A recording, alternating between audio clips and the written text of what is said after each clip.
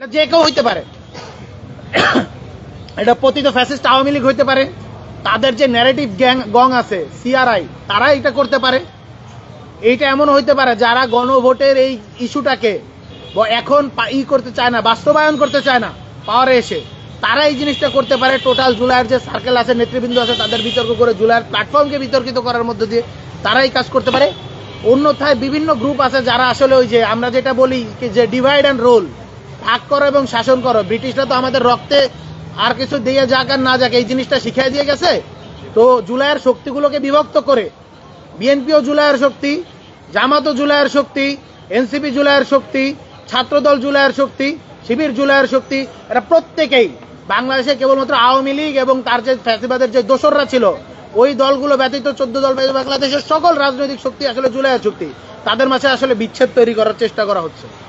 এইটাকে coat unquote করে আপনি কিছুদিন আগে দেখেছেন যে নাহিদ ইসলাম বলেছিল ডিপ স্টেটের মাফিয়ারা এখন আমাদের নিয়ে খেলতে চায়, তারা বাংলাদেশ রাষ্ট্রটাকে নিয়ে ছিনিমিনি খেলতেছে। এই হলো সেই ছিনিমিনি খেলার নমুনা।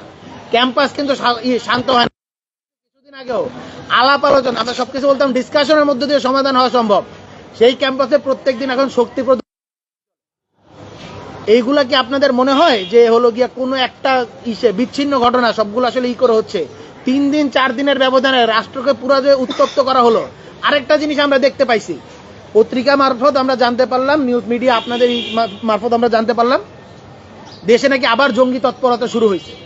যখনই এই ধরনের জিনিসগুলো আসে তখন আমাদের কাছে দুইটা সন্দেহ তৈরি হয়। এক, দেশে কি আবার অস্থিতিশীলতা তৈরি হচ্ছে কিনা।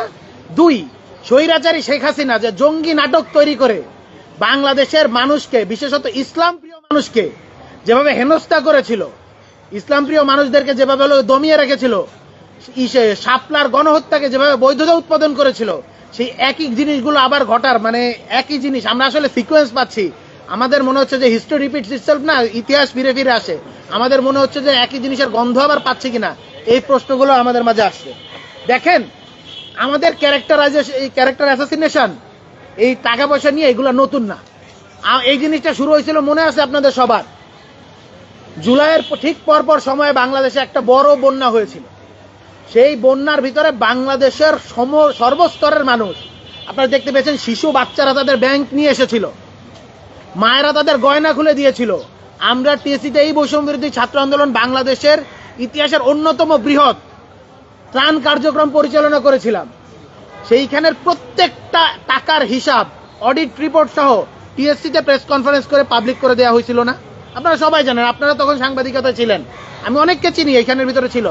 তো এই জিনিসটা হয়েছে জাতির সামনে উপস্থাপিত ছিল, কিন্তু সেইটাকে নিয়ে কি ন্যারেটিভ তৈরি করা হয় নাই? হইছে, আবারও হয়। আপনারা দেখেন, আসিফ মাহমুদের এপিএসকে নিয়ে নোংরামি করা হলো, এনসিপি নেতা গাজী সালাউদ্দিন তানভীরকে নিয়ে নোংরামি করা হলো, হাসনাত আব্দুল্লাহকে নিয়ে একই কথা বলা হয়েছে, মাহমুদা মিতু যিনি সংরক্ষিত আসনে নারী নেত্রী হিসেবে যাচ্ছেন তাকে নিয়ে এই নোংরামি করা হয়েছে। এবং আমাদের এমন কোন নেতাকর্মী নাই, নাহিদ ইসলামকে নিয়ে নোংরামি করা হয়েছে, তো এমন কোন নেতাকর্মী নাই যাদেরকে নিয়ে আর্থিক কেলেঙ্কারের নোংরামি দেওয়া হয় না, কিন্তু কেউ কোনোদিন প্রমাণ করতে পারে। তো এইটা আসলে প্রত্যেকবারই একই ধরনের, এগুলো আসলে পুরানো হয়ে গেছে। এই কার্ড বাংলাদেশের মানুষ আর খায় না। এবং আপনারা যে এই পোস্টগুলো দিয়েছেন, যে অভিযোগ করেছেন, ওই কমেন্ট বক্সগুলো দেখলে আপনারা বুঝতে পারবেন যে কি করেছে। এবং আমি সরি টু সে, আমি এই কথাটা বলতে চাই না, বাংলাদেশের প্রশাসন তো লাস্ট 2টা বছরে খুব কাছ থেকে দেখছি। শেখ হাসিনার আমলে আমাদেরকে যখন হলো কি আমরা গুম নিয়ে বাংলাদেশের প্রথম কথা বলেছিল, সেই সময় তৎকালীন ঢাকা বিশ্ববিদ্যালয় ছাত্র অধিকার পরিষদ, যারা পরবর্তীতে ছাত্র শক্তি হয়েছে এবং পরবর্তীতে যারা অভ্যুত্থানের নেতৃত্ব দিয়েছে, তারা কিন্তু সময় গুমের আয়নাঘর নিয়ে প্রথম বাংলাদেশে প্রতিবাদ করেছিল, আর কেউ করতে পারে নাই। আমরা এখানে, আমি হাসিব এখানে উপস্থিত ছিলাম। ওর পর দিন থেকে আমাদের পিছনে ডিজিএফআই এনএসআই লেগেছিল। প্রত্যেকটা জায়গায় আমরা কোথায় যাইতাম সেই জিনিস নিয়ে আমাদের ট্রেস করা হতো, আমাদের জায়গায় জায়গায় ডেকে দাঁড় করায় আমাদেরকে উল্টাপাল্টা প্রশ্ন করা হতো, আমাদের ফ্যামিলির কে কোথায়। একদিন এসে আমি বলি একটা ঘটনা ছোট্ট, আমি জানি যে আজকের সাথে সম্পর্কিত না, জাস্ট হিস্ট্রিটা বলার জন্য। আপনারা তো অনেকে হিস্ট্রিগুলো ভুলে যান, সবাই বলেন 36 দিনের বিপ্লব। কার্জন হলের এই দোয়েল চত্বর ওইখানের ভিতরে আমাকে একজন দেখা করলো, একটু সিনিয়র, একটু বয়স্ক হবেন, তারা ওনার বয়স কত হবেন, যে 35 থেকে 40 এরকম আর কি, যে একজন ইন্টেলিজেন্সের লোক। সে আমাকে দাঁড় করায় এবং দাঁড় করায় সে পরিচয় দেয়, আমার নাম রিফাত রশিদ, আমার বাবার নাম অমুক, অর্থাৎ আমার যে পরিচয়, আমি অমুক জায়গায় থাকি, আপনার নাম কি? এখন আমি অবাক হয়ে গেছিলাম যে ভাই এটা তো আমার ডিটেলস। হ্যাঁ, আপনার ডিটেলসই আপনাকে করা হয়েছে, তখন আমি জিজ্ঞেস করছিলাম ওপেনলি, আপনি কি গোয়েন্দা সংস্থার লোক? তখন সে শুরুতে একটু দনমনো করে এবং পরবর্তীতে সে তার নিজের পরিচয় দেয়। এবং আমি জিজ্ঞেস করছি, আপনি কেন আমাকে ফলো করতেছেন? আপনি কি আমাকে গুম করতে চান নাকি? প্রতিবাদ করেছি বলে আপনারা কি এই জিনিসটা এখন আমাকে আয়না করে নিতে চান কিনা? সেই লোকটা চুপ করেছিল এবং বলছিল যে আপনারা সাবধানে থাকেন, আমরা আপনাদের ভালো চাই, আপনারা সাবধানে থাকেন, এইগুলা বললেন না, এগুলা বলে কি হবে? আপনারা যে আওয়ামী লীগ দেখেন, আওয়ামী লীগ একটা বাবল, তাদের উপরে অনেক বড় বড় শেয়ানা আছে যারা আপনাদেরকে এই দেশের থেকে গায়েব করে দিবে। এই ধরনের কথাবার্তা, এই ধরনের থ্রেট অহরহ আমরা পেয়েছি। আমাদের ফ্যামিলির ফোনের অসংখ্য কল আমরা গিয়েছি। আমরা তো আজকে থেকে অ্যাক্টিভিজম করি না রে ভাই, 2018 সালে কোটা আন্দোলন থেকে যে শুরু হয়েছে তারপর থেকে তো রাজপথে। এইগুলা তো মানে এইখানের ভিতরে যে 36 দিনের কথা যারা বলে তারা এই জিনিসগুলো ভুলে গেছে, তাদেরকে এই জিনিসগুলো মনে নাই। তো এখন তার পরবর্তীতে ওই সময় আমাদেরকে কেনার চেষ্টা করা হয়েছে। ফ্যাসিবাদী আমলে যখন আমাদের কিছু বড় ভাইরা ডিবি অফিসে ছিল, আমি, মাহিন সরকার, আব্দুল কাদের, আব্দুল হান্নান মাসুদ, এই 4 জন মিলে আন্দোলনের নেতৃত্ব দিয়েছিলাম। সেই সময় আমাদের প্রত্যেককে 500 কোটি টাকা করে স্বৈরাচারী শেখ হাসিনার একজন এমপির মারফত আমাদেরকে অফার করা হয়েছিল, যার বিনিময়ে আন্দোলন থামায় দেওয়ার জন্য। আমরা সে তাকে গালি দিয়ে, আমি উচ্চারণ করতে পারতাছি না, আমি শব্দটা করছিলাম, উচ্চারণ করতে পারছি না, গালি দিয়ে আমরা ফোনটা কাইটা দিছি। তো যে এখানে 500 কোটি টাকার অফার এখানে রিজেক্ট করছিলাম, আজকে 1 কোটি টাকা সিএচআর ফান্ড, যেটা কিনা বাংলাদেশ ব্যাংকের অডিট দ্বারা নিয়ন্ত্রিত, সেইখানের ওই 2 টাকা চুরির আমাদেরকে অভিযোগ দেওয়া হচ্ছে। মানে সরি টু সে, বাংলাদেশের প্রশাসন তো খুব কাছ থেকে দেখছি, একটা ওসি পাল্টাইলে ওসির যদি তদবির করে দেয় এর থেকে বেশি টাকা দেয়। এই তদবির বাণিজ্য কে করছে আপনারা দেখছেন, ওই ভিডিওগুলো এখন পর্যন্ত আছে। ওই তদবির বাণিজ্য করার জন্য ওই মহিলাকে হলো গিয়া তার রেল অফিসের ভিতরে কে গিয়েছে সে, এবং আচ্ছা আমি এগুলা নিয়ে বলতে চাই না, আসলে পার্সোনাল নোংরামি গুলো আসলে করা উচিত না, করতে চাই না, বাট কে এই ধরনের তদবির বাণিজ্য করছে এগুলো আমরা জানি। আমি ওপেনলি চ্যালেঞ্জ দিচ্ছি, আমি রিফাত রশিদ, জুলাইয়ের এই দিনের ইসের পর থেকে 5ই আগস্টের পর থেকে আজ পর্যন্ত 1 টাকার একটা দুর্নীতির অভিযোগ প্রমাণ করে দেখান। 1 টাকা, যে কোনো ধরনের দুর্নীতি, যে কোনো ধরনের দুর্নীতি, 1 টাকার একটা অভিযোগ করে দিন, জীবনে রাজনীতি করবো না রে ভাই।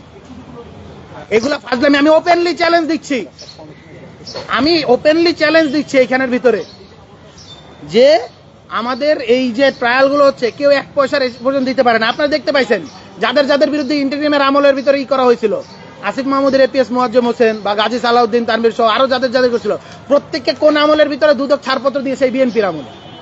কারণ কিছু পায় নাই রে ভাই, কিছু নাই, 2 দিন পর পরই করে। আমি এবার একটু হিস্ট্রি আনি আর কি। স্যাট ফাউন্ডেশনের হিস্ট্রিটা একটু বলা উচিত। স্যাট ফাউন্ডেশন যখন আমরা বলছিলাম যে একটা রেজিস্টার্ড ফাউন্ডেশন, আমাদেরকে কাগজপত্র দেয়, সিগনেচার করে দিয়ে যায় এবং পরবর্তীতে সে হুট করে কল দিয়ে বলে আমি এটার আগেও নাই পিছেও নাই। আমরা জিজ্ঞেস করছিলাম কেন, সে বলে আমি এগুলো করতে পারবো না, এবং সে নানাবিধ সময়ে সাংগঠনিক অসহযোগিতা করেছে, সেগুলো না আমি একটু পরে বলতেছি। তো তারপরে এই কোশ্চেনগুলো যখন তাকে করা হয়েছিল কেন থাকবে না, সে বলছে আমি কোনো দায়িত্ব নিতে পারবো না অর্গানাইজেশনের, এবং বলছে আমি এটার আগেও নাই পিছেও নাই। যখন বলছে আগেও নাই পিছনে, আমরা বলছি যে তোমাকে ছাড়া তো এই কাজটা করা কঠিন। সে বলছে যে তোমরা যা ইচ্ছা তা করো, আমি এগুলার ভিতরে নাই। তো তখন আমাদের বাধ্য হয়ে তাকে ছাড়াই একটা ফাউন্ডেশন করতে হয়েছে। এখন আপনি বলেন যে যেই ফাউন্ডেশনে আপনি নাই, আপনি বলবেন যে যেটার আগেও নাই পিছেও নাই, পরবর্তীতে আইসা বলেন যে তার থেকে কেন কনসেন্ট নেওয়া হয় নাই। এই জিনিসটা আমার একটা গান মনে করা দিচ্ছে, বাংলা 5-এর সিনা হাসানের তোমায় আমি চিনি না আবার বোধহয় চিনি। তো আমার এই ফাউন্ডেশনের ভিতরে আইসা মনে হচ্ছে যে কখনো সে বলতেছে তোমায় আমি চিনি না, তোমার সাথে আমার কোনো সম্পর্ক নেই, আমি কোনো লাইবিলিটিস নিব না, আবার সে আইসা বলতেছে আবার বোধহয় চিনি, আমাকে কেন জিজ্ঞেস করা হয় নাই। এই ধরনের কনফিউজিং আচরণ আমার মনে হয় পরিহার করা উচিত। পলিটিশিয়ানদের একটা কাজ করা হচ্ছে, সেটা হলো তার স্ট্যান্ড ক্লিয়ার রাখা, সবসময় একটা সিঙ্গেল কথা বলা। সে একদিকে আইসে এখানের ভিতরে বলতেছিল যে কি হয়েছে, যে এত বড় একটা বৃহৎ কর্মযজ্ঞ হয়েছে, সেটার খরচ তারা কোত্থেকে পাইলো। আবার বলতেছে যে এই যে একটা কর্মসূচি হয়েছে এটা আমরা জানি না, মধুর ক্যান্টিন থেকে আমরা প্রেস ব্রিফিং করে সারা বাংলাদেশের সবাইকে জানাই দিয়েছি যে আমরা বের হচ্ছি, আমরা কর্মসূচি করতেছি, কিন্তু সে জানে না যে আমরা কর্মসূচি করতেছি। এই ব্যাপারটা হাস্যকর। মানে এগুলো এই দেশের জনগণের জন্য এবং পাবলিকলি যে ন্যারেটিভ দিচ্ছে, এগুলো আসলে হাস্যকর জিনিসপত্র। এর পিছনে একটা বড় কারণ আছে আমার মনে হয়, এবং এটা সত্য যে জুলাইয়ের পরবর্তী সময় একটা জিনিস আসলে ক্লিয়ার হয়ে গেছে। এই কথাটা আমি সেদিনও বলেছি, আবারও বলতেছি, বাংলাদেশের জুলাই পন্থীদের, জুলাই যোদ্ধাদের সর্বশেষ গন্তব্য হয়ে গেছে এনসিপি। তো এনসিপি জয়েন করা আপনারা দেখতে পাচ্ছেন, ক্ষমতাসীন দলের পদ পদবি ছেড়ে তাদের নেতা কর্মীরা এসে এখানের ভিতরে যুক্ত হচ্ছেন। এবং দেখা যাচ্ছে যে জুলাইয়ের যে বিভক্তি শক্তি ছিল, যারা ওই সময় বিভিন্ন কারণে মনোমালিন্যের জন্য আলাদা হয়েছে, তারাও এসে আবার এনসিপিতে একত্রিত হচ্ছে। এইটা কেন হচ্ছে? আপনি বলবেন এখানে চাওয়া পাওয়ার জন্য এনসিপি হচ্ছে না। এর কারণ হলো বাংলাদেশে সবাইকে সব দেখা শেষ। আমি রিফাত রশিদ এনসিপি যতদিন মানে ইলেকশনের আগের দিন পর্যন্ত সব থেকে বড় সমালোচক ছিলাম। আমার ভাই ব্রাদাররা ইলেকশন করছে, যাদের সাথে আমরা একসাথে মেসে থাকছি, খাইছি, একসাথে মায়ের খাইছি, একসাথে জেলে গেছি, একসাথে হসপিটালে বেড শেয়ার করছি, তারা ইলেকশন করতেছিল। সেই দিন রাত্রেও সময় টিভির টকশোর ভিতরে আমি এসে বলে আসছি যে এনসিপির আমি বিশ্বাস করি না, তাদের এখানে ডেমোক্রেটিক চর্চা নাই। আমি তাদের সমালোচনা করছি এবং জামাত জোটে যাওয়ার জন্য তাদের সমালোচনা করছি। কিন্তু আলটিমেটলি দেখা গেল যে তাদের ওই ডিসিশনটা ওইটাই সত্য হয়েছে। বিএনপি যেভাবে গণবিরোধী অবস্থান নিয়েছে এবং সরি টু সে আমাদের বড় ভাইরা, যাদের এক সময়ের ভিতরে আমাদের আন্দোলন ইন্সপিরেশন ছিল, গণ অধিকার পরিষদের নূর ভাইরা, রাশিদ ভাইরা, তারা এখন যেভাবে কথাবার্তা বলতেছে, তো আমাদের এইটা জুনায়েদ সাকি সাহেব, যিনি আসলে সংবিধান সংস্কার যে পরিষদ সেটার প্রস্তাবনা করেছিল, সে যখন চুপ হয়ে গেছে, যে আইডিয়াটা তার মস্তিষ্ক প্রসূত, সে যখন চুপ হয়ে গেছে, তখন আমাদের মনে হয়েছে যে জুলাইপন্থী যে যারা আছেন একত্রিত হয়েছে এবং জামাতের সাথে এই যে গ্রেটার অ্যালায়েন্সটা করাটা, এইটা আসলে জোট রাজনৈতিকভাবে সঠিক সিদ্ধান্ত এবং এইটাই আসলে জুলাইয়ের পক্ষের শক্তি। জুলাইয়ের পক্ষের শক্তির একত্রিত হইতেছে, এই করতে হইতেছে। সেই জন্য আসলে এনসিপির যে গণজোয়ার, সেই জোয়ারটা তৈরি হয়েছে। সেই জোয়ারটাকে বাধাগ্রস্ত করার জন্য এই ঘটনাগুলো ঘটানো হচ্ছে।